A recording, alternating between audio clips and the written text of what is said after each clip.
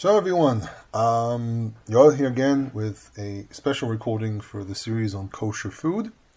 Last time that we spoke, we spoke about the subject of industrial kosher food and food in the house and so on. Some issues of how to check your food and what to buy and so on. And this week, there are a few supplements for last week's recording that I kind of realized I was pondering about the subject a bit more, and I realized there's a few other interesting things that need to be brought up before we talk about eating outside of the house. And there are a few food items that have been in debate. Now, the reason I'm bringing this up is just for people to know. This is not really, there's no real issue here. But some people have discussions about this, and the reason I'm bringing these up is because I have actually wrote about them, and I've been in touch with different researchers just to try to figure out what we know and so on. So, first of all, the Torah says that there are 21 types of birds that you're not supposed to eat, which means basically everything else is kosher. In some places, the Torah says leminehu, to its kind, which means anything which is related to that type of bird is also forbidden, really expanding the number of birds to a much bigger number. But a very interesting thing that happened was what do you do when you discover new species? For example, turkey. Turkey is native to the United States, to the Americas. It's not really a bird that was known in the called the Eastern Hemisphere. The Earth is round, so it really, it's very difficult to start talking about East and West here. But at the end of the day, on the eastern side of the planet, it's a bird that was unknown. Might be some relatives of it, but it was a bird that was unknown. And also chicken is another subject. And also the Torah also says that only a fish with scales and fins you're allowed to eat. Snapir v'kaskeset, you're allowed to eat. And there were several animals that came up into the discussion that really created a lot of difficulty. So, first of all, we start with turkey. So turkey is a bird that, because it didn't exist in I would say this part of the world, when it was first introduced, there was a whole discussion about, are we allowed to eat it? And there were some rabbis that, because it was called turkey, they thought, oh, it's a bird that's native to the Turkish area, and therefore thought that this was a bird that was known, and they thought that people ate this all the time. Basically, there was a misunderstanding in how to treat this bird. And because the thing with birds is because it's based on names which are very generalized sometimes. The thing with birds is birds are eaten mostly based on a tradition. That if it's a bird that you ate, there was a tradition that people ate that bird, then people ate the type of bird we're talking about. So turkey, there was a whole discussion about it, and there were even some rabbis who forbade eating turkey. Like, for example, I think it was the Eshkol. Some rabbis are named after books that they wrote. So there's a book known as the Eshkol, and I think also. No, actually not necessarily about the Eshkol, but I know that the students of the Shla is Shnei Luchot HaBrit, which was one of the rabbis in Europe. He and his students didn't eat turkey because they said there was no tradition of eating turkey. In time, nowadays we know turkey is related to other birds and so on, so there's less of an issue. But as you should know, there was a time where a lot of people were forbid eating turkey. And there are actually still some people who continue to do this very day. So turkey was a dilemma because turkey was a new bird. It was something new. And when we have to tackle something new, they're basically, the first very common response is it's forbidden. Although some people say, well, it doesn't seem to be one of the forbidden birds. So some people try to start having these discussions of one of the ways to recognize a bird. And this Talmud mentions these types of things as well. But they weren't talking about that these are signs from the Torah. What they're really trying to say is that they notice that there's certain elements, like, for example, if they have an extra finger on the bottom leg, on the back of the leg of the foot, or if they behave in a certain way, so for example, being carnivorous. So some people say, oh, the Torah forbids these birds because they're carnivorous birds. But again, how do you exactly define a bird being carnivorous? I mean, birds in general eat they eat worms, and they eat small lizards and so on. It's very common with farm animals and so on. So I'm not too sure if this is the case, but what we do find is with some of these birds, for example, eagles and especially not bald eagles, but the types of what we call nesher in Hebrew, which is they eat carcasses. So it seems to be that's part of it. But again, some other birds as well are not really part of that group of bottom feeders in the bird world. So it's not really clear. So turkey there was a bit of discussion about turkey as well. Chicken as well. Chicken, first of all, was not really native to this region. Chicken is one of those birds that was considered to be a rare bird in this area during the First Temple. It was really brought in more when people start importing a lot of things from Persia. So chicken is really more of a Persian bird. It's like the citron. The citron is more of a Persian plant. It was born into this region, became very popular. So first of all, in regards to allowing chicken to be eaten according to Torah, the chicken bones is first of all, chickens were known in this region. I mean, there was a debate over a certain stamp that seems to have an image of a rooster. Though someone tried to argue with me, there's an archaeologist that I know that tried to argue with me over if it's really a rooster or not. But it was I looked at the image and said this is a rooster. You see, it's a rooster. But what's interesting is that it's possible that this rooster was chosen because you think you're going to put a chicken on your symbol. Now, well, it's kind of funny, but it seems to be that the chicken or the rooster was considered to be something a bit more majestic because it was a rare bird back then. But it became more and more popular. We really see in very early stratas of digs in Jerusalem, for example, that we find chicken bones in the very early Second Temple period, and it's obvious based on the way the bones are cracked and so on that people actually consumed them. But for a very long, there have been debates for a very long while over is chicken really a kosher bird or not. And I think that at very very early stages, people knew that they very prior to Rabbinic Judaism, prior to the debates of the Hellenistic period, people recognized chicken as being a kosher bird. So I don't think there's really any discussion there. Tuna as well. There's a problem with tuna because the skin of tuna you don't really see a lot of scales. But apparently, speaking with people from the kashrut system, they say that a lot of them actually there are some scales in certain parts of the body, and really the scales are mostly microscopic, or they're just very, very small. You can't really see them immediately. But I don't see in the Torah any detection of how many scales are supposed to be or what size they're supposed to be. So snapir v'kaskeset, the moment we have the way of deciding there's a snapir and kaskeset, the moment we see that there's fins and scales, then it's not an issue. But then when you say if we're dealing with microscopic scales, then you start dealing with the idea of, so if I use not microscopic, but maybe seen with a very good lens. But then you start the debate of, so if I can see critters on my salad with a microscope, then is that food forbidden? So we also have the rule that it has to be seen with the naked eye. So there is a bit of a debate regarding tuna. There's actually types of tuna which are forbidden here in Israel. They don't get a kashrut certificate here in Israel because they said the rabbinic the rabbinic kashrut system here says that they're very doubtful about these certain fish if they really have any scales. Regular tuna, apparently there are sections next to the fins, and so you can actually really see scales. But there are certain types. I think it was like bluefin or something. I can't remember exactly what it's called. That will not the rabbinate here in Israel will not give it a certificate because the scales are unclear. Other things that exist, for example, people who hunt.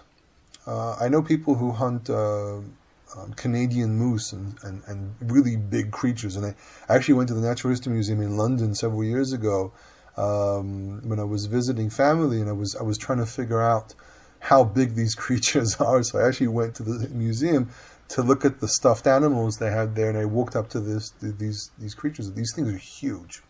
The reason I mention this is because really you have several issues with them. First of all, these are not animals which are native to the region, and therefore when the Torah says that there are 8 wild animals that you can eat, does the Canadian moose and so on really, is it really a relative of these animals that we have here or not? Because I know people like eating moose, and there was also the whole discussion about the buffalo and the jabu jabu, which was a type of South American cow.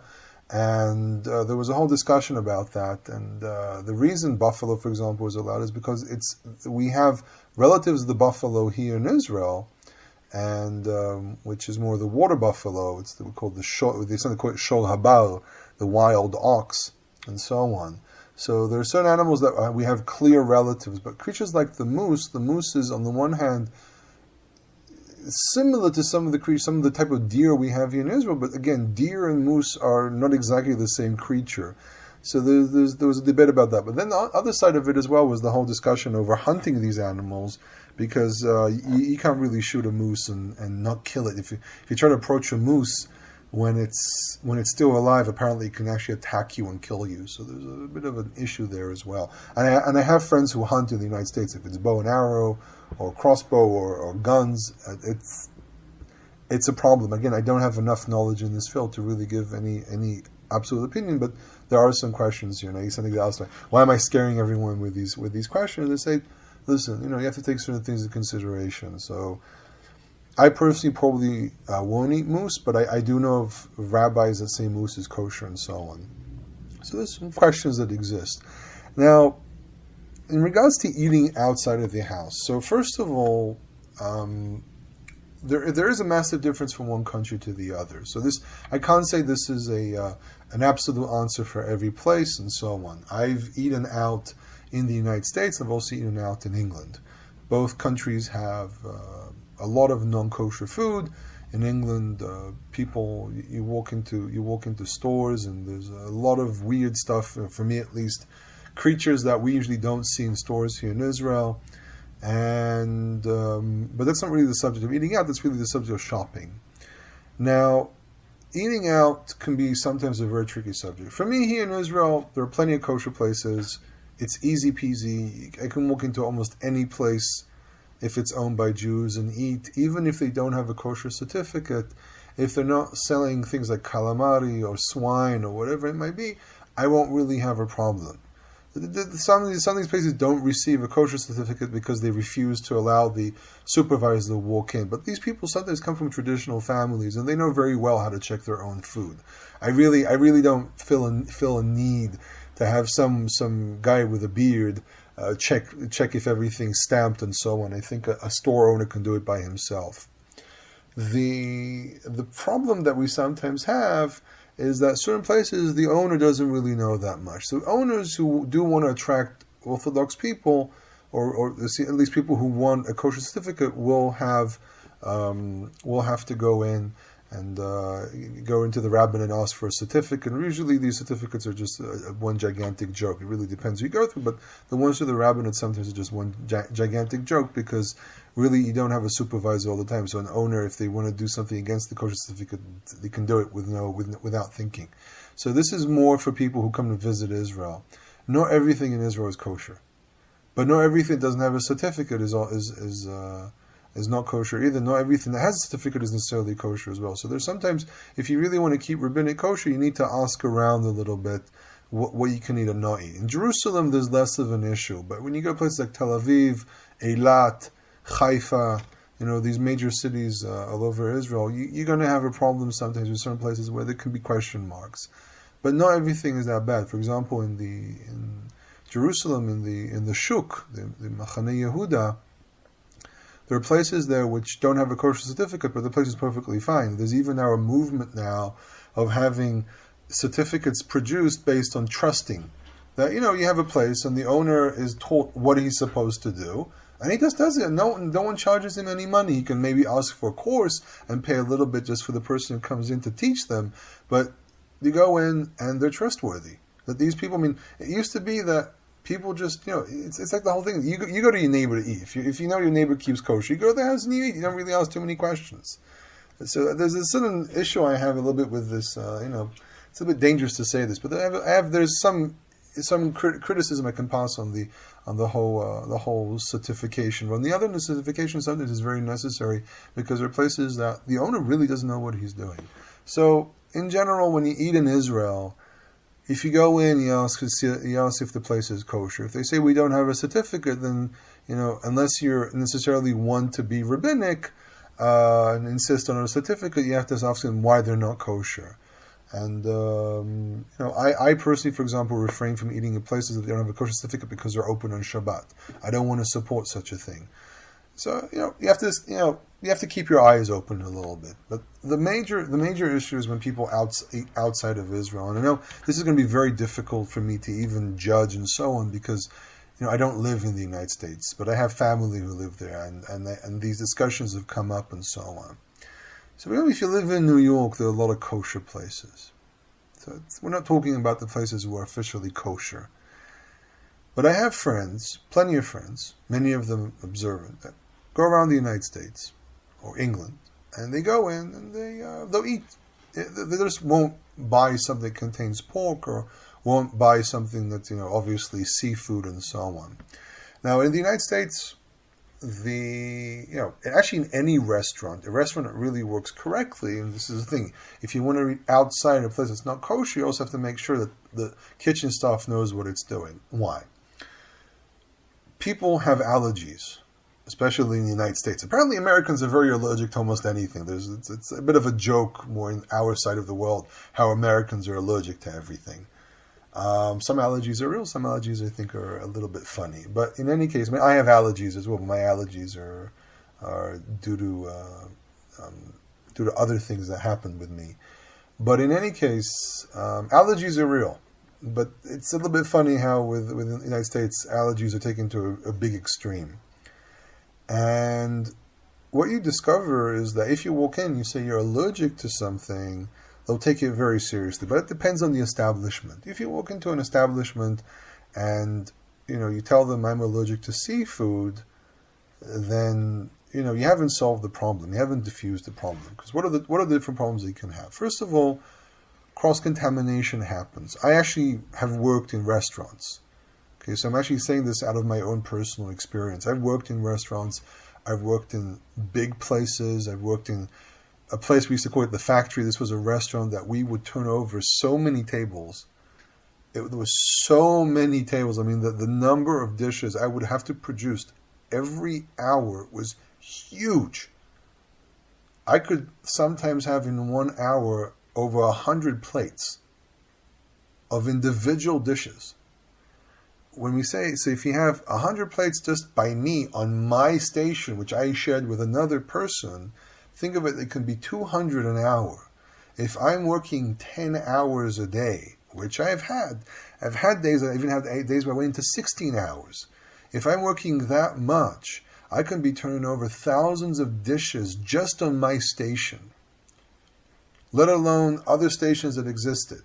We had, for example, a separate fish station. Okay, that fish station did what it did. We had a salad station. We had a baked goods station. There was a lot of things that went on in this kitchen. This wasn't a huge kitchen. This wasn't like, it wasn't like, for example, you see in some of these TV shows, like the Gordon Ramsay shows, where they show his restaurants in England where there's these gigantic stations. And these gigantic kitchens with huge stations. So this was a tiny little kitchen, which is the majority of kitchens. Okay? Not everyone has huge kitchens. And the thing is that when you work in a place, if the standards of work are low, or the amount of pressure they have to deal with is huge, mistakes happen. So even if you tell them, I want you to be careful with not contaminating my piece of meat, okay, or this piece of fish. I mean, again, I say meat because some people don't necessarily want rabbinic certified. I'm trying to talk here about a very broad picture of many types of people. So I'm saying, again, if you eat kosher meat, then you're obviously going to go to a kosher restaurant. I'm talking about people who are not going to go to a kosher restaurant.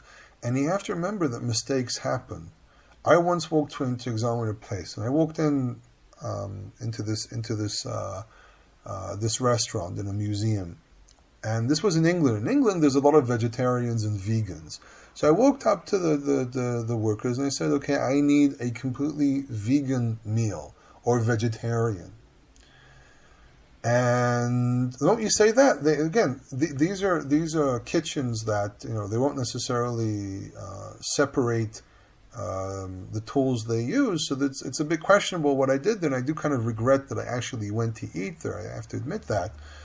But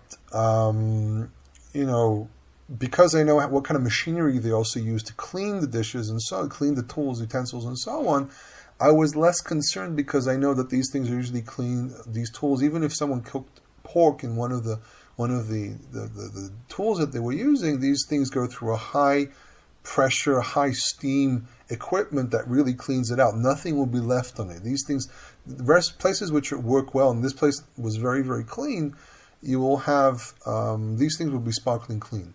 I'm not talking about some food truck or some side restaurant somewhere that they get a low grading by the FDA or something.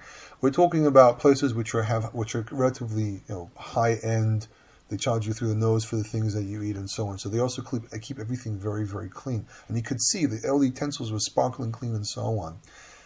But again, I walk in and I say, I need vegetarian or vegan. In England, they take this very seriously. But what can you do? You can have a worker who's young, or a worker who's unexperienced, or a worker who doesn't really know what he's dealing with. And I went in and I said, okay, so what is the vegetarian? I enunciated the word vegetarian over and over again to make sure that they understand what I need. And the guy almost served me a salad with pancetta, which is a type of bacon. So, even if you go into places which are high end, people make mistakes. People can make a mistake. And this is why it's very dangerous to go and eat outside, even if what you're buying is, say, a piece of cod or a piece of salmon.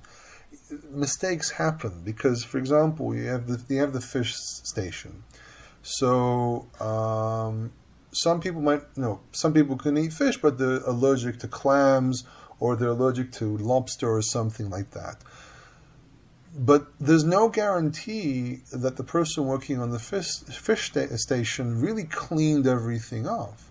So you can have residue of oils or residue of even bits of whatever they were cooking there before, or things even cooking side by side, touching one another.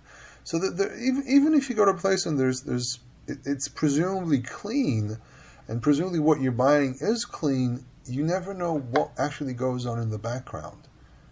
You never actually know what they're doing. For example, calamari is thrown into a fryer.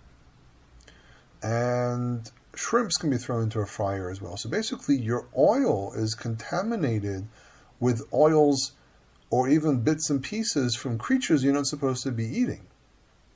So even, for example, you buy a fish and chips, or you buy something that goes through the fryer, and by the way, I was working in a restaurant. We had a separate fryer for the fish and a separate fryer for the fries and onion rings and so on.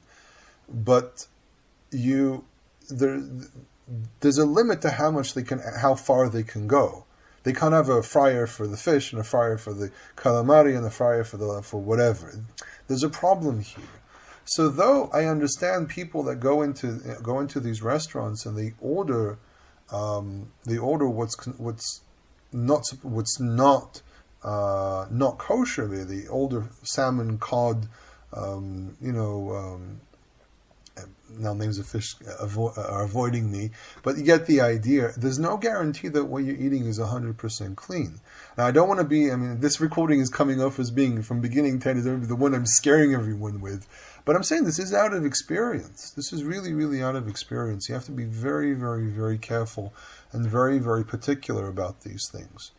Because you can end up eating contaminated food, even as much as you try and so on. So there's actually a reason why in Judaism we're very, very careful and we eat in very specific places and so on because of these dangers. And these are not dangers that I'm making up because I want to. These are things that I've seen with my own eyes. You go into a store. For example, in Germany, I have friends who lived in Germany for quite a while. You go in, you want to buy mincemeat. Say you're going to eat the meat that they produce in regular stores and everything. I have a friend. They went out. They bought. They asked if it was cow, if it was bovine, and they said, "Yeah, sure, it is." And they gave it to them, and they went home and looked at the label, and they suddenly said the Schweine, which means swine, pig. So there are places where even if you're buying a product that's supposed to be clean, you're going to have a problem. There can be a problem with the product itself. So places that serve meat or places that serve fish of sorts, fish includes all sea animals, sea creatures, you have a problem. You really, there can be a serious problem. Let alone things like food trucks and so on, that they really don't have the ability to separate these things from one another. Everything's worked on the same station and so on. So it's very, very difficult.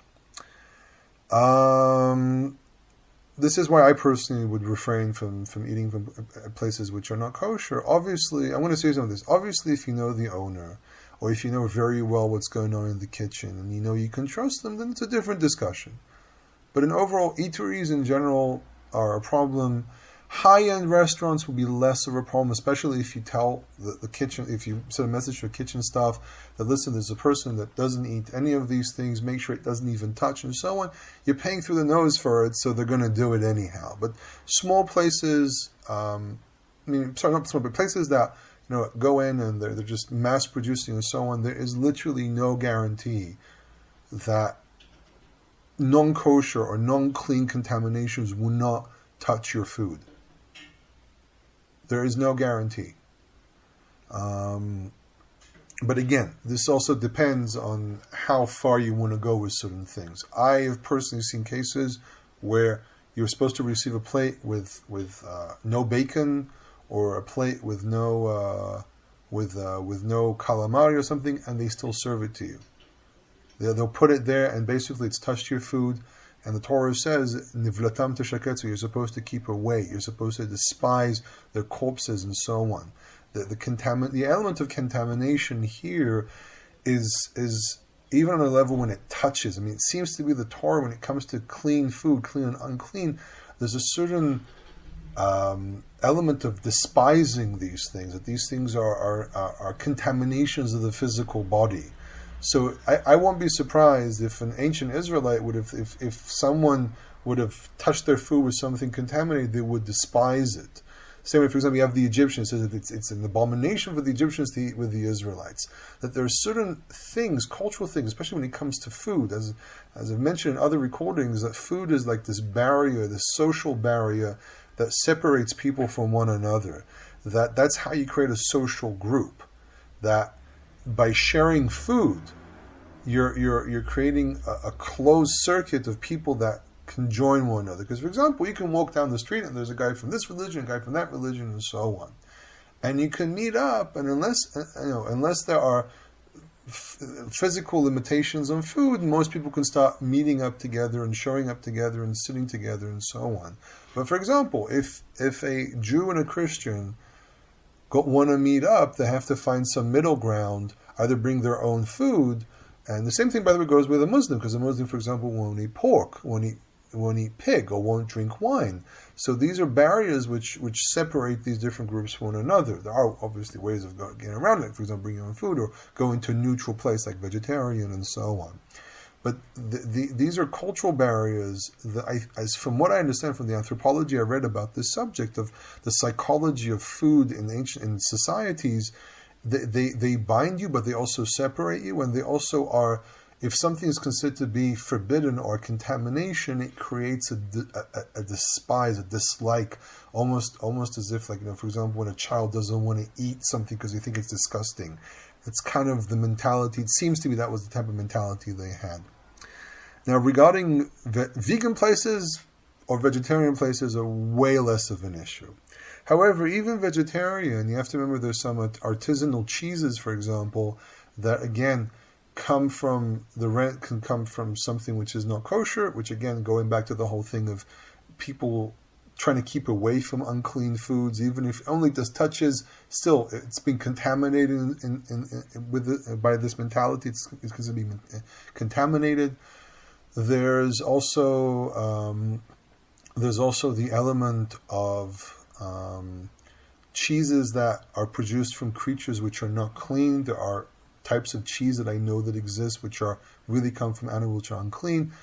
Eggs, if it's vegetarian, eggs. Most eggs are chicken eggs, but some places might serve eggs which are not necessarily chicken eggs, though I'm very doubtful of that.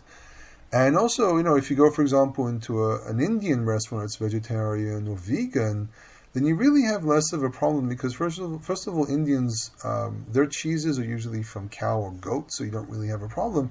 But also, the whole subject of bugs and so on. These places usually follow Hindu practice, which means even bugs are forbidden. That they will have a problem. If you have a worm in your food, they'll make sure it's not there because they would pick out the worm and let it live. So really, I know this from experience because my dad used to give a certificate to an Indian restaurant in the area he lived in, and this was a vegetarian/vegan place. And they actually let me into the kitchen to see what they do, and they're very careful. They were very, very careful with what they serve because for them in their faith, it's a problem to eat. It's a problem if these creatures die under their hand and so on. So these places are much more trustworthy. I think also vegetarian/vegan places are very careful in general because of the ideology. It's like when the whole discussion of FDA approved cow's milk in the United States by when there was the whole discussion if you can eat it without a certificate, and the rabbis in the United States said because you need. Rabbi Feinstein said you can because there's a threat here over the head of the people. If they give milk that's not cow's milk, then they can be sued for it and so on. So there's a certain threat over their heads. So the same thing here. Vegetarian/vegan places are usually very careful with what they serve, and obviously they want to serve bugs in their food. If a cheese is from some weird source, there's a way of checking it and so on. So really, when you narrow it down, your main problem is going into places which are not that clean, or places which, the level of separation between the types of food is very, very questionable. I know families, the reason I'm allowing myself to talk about this is because I'm in touch with people that don't have anything in their area. So for example, if they want to go out with the family, they have nowhere else to go, except for say one or two places, and but what they did something very simple. They became friends or connected to the owner of the place, and the owner of the place, when they come in, knows to be very, very careful. So that's a way of working around it. You befriend the owner of the place, and then the owner of the place knows that you have certain restrictions, and they want you to come back. So, there's a good chance they'll do everything right. Again, you can never trust every place. I've worked in places which are considered to be kosher, and I've caught things because the owner said, well, I need this now, so I'm just going to ignore the regulations that I have, and I'll just go buy it somewhere, and I don't really care where it is. And we've had cases. There was a case when someone bought in, leafy substances from wherever, and there was a regulation that the leaf substances have to come from a specific type because there's a certain supervision over bugs and so on.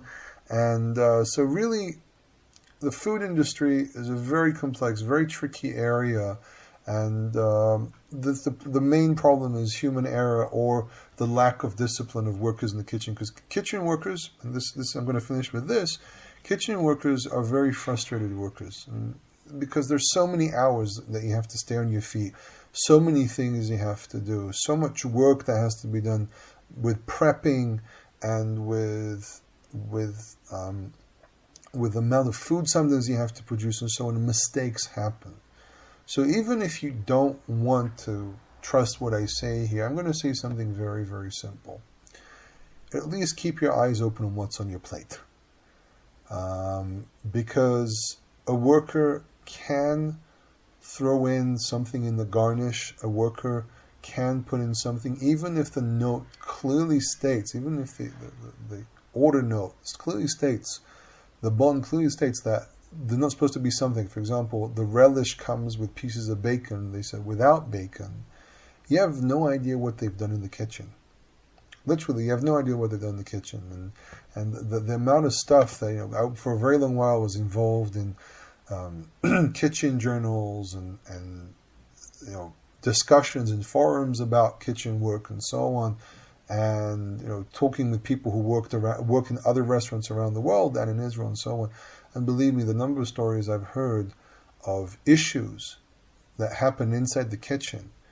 not necessarily to do with kosher, but things that workers do. You can have a worker that doesn't really understand what he's supposed to be doing. Like it's not the chef that's working. You have some guy who they hired to work as a fryer or something, and he doesn't necessarily. Sometimes what happens is the person who sets the plate that makes sure everything is done correctly has to step out for a moment, and you have the guy who works in the palace, and he makes sure that not only does the food look right, but also makes sure that the order is correct. That person can step out.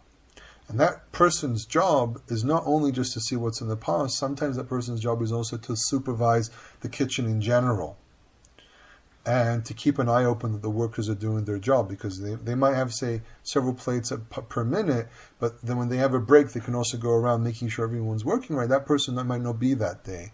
So there are certain risks. There's certain risks that you take, and unless you trust the place, I wouldn't recommend stepping into wherever and say I'll just have the fish, because it doesn't always work like that. As annoying as it might be what I'm saying here, it's never that simple. Mistakes are made. They might use a type of herb, or even more than that. For example, some places buy pre-made sauces, and then these pre-made sauces can contain shellfish or oysters or crab. I mean, there are. I've seen paste. I mean, I actually went through stores in the United States and also looked through ingredients online and so on. I discovered they throw in things into like simple sauces just to ump the flavor, but these things are completely not kosher. And a lot of restaurants use pre-made, especially if these are eateries. They won't necessarily make things from scratch, and even if they make it from scratch, they might throw in something, and the workers don't necessarily know, because there can be a guy who's responsible for sauces and soups. We had a person like that. This guy who came in, his job was only 5 hours a day. He would walk in at 6 o'clock in the morning, leave around 11, 12 o'clock in the afternoon, and all he made was sauces and soups. And that's all he made. And it means that, for example, if there's a question about the recipe, you won't always know what's in there. And literally, I've seen pestos and tomato sauces and different aiolis and so on, and they contain things that can be very, very questionable. So, again, I'm not here to scare people, but I'm just saying from my professional point of view, from things that I've seen and done as well, and discussions I've had with people who've been in this business for 50 years. I used to work with a chef that was in his 70s. He was still working. He started working when he was 16, and he's seen everything. He's seen the evolution of food from the 1950s, 1960s, all the way into the 2000s. He's seen everything, and I interviewed him because I was very eager to learn as much as I could. I used to sit with him after hours and just write down everything he said, because I really, really wanted to become a professional chef, but I abandoned that at one point. But I learned a lot from working with him. I learned a lot from my own teachers and so on. And they told me that some of these people worked in a lot of non-kosher places. In the non-kosher world, when you say non-kosher, it can be very, very, very non-kosher. We're talking about using blood as a thickener, using seashell and calamar and so in things that you would never imagine are even necessary inside them. So I would keep my eyes open, and I would find places that we know what they're doing. You basically have to kind of start asking questions and so on. So again, I know this one's a bit of a bummer, because I know a lot of people like going out eating and so on, and it's difficult. But I'm saying this from my professional point of view as a person who's worked in this field, and even inside the kosher field there can be mistakes and problems. So with this recording, I think I've covered at least some of the issues of eating outside, and I mean, I don't know if I can develop this anymore. I mean, it has to start dealing with really specific things and so on. So if there are specifics regarding kosher food, gladly send me an email. I'll collect questions, and I'll do a Q&A series or Q&A recording regarding kosher food. Kol tov.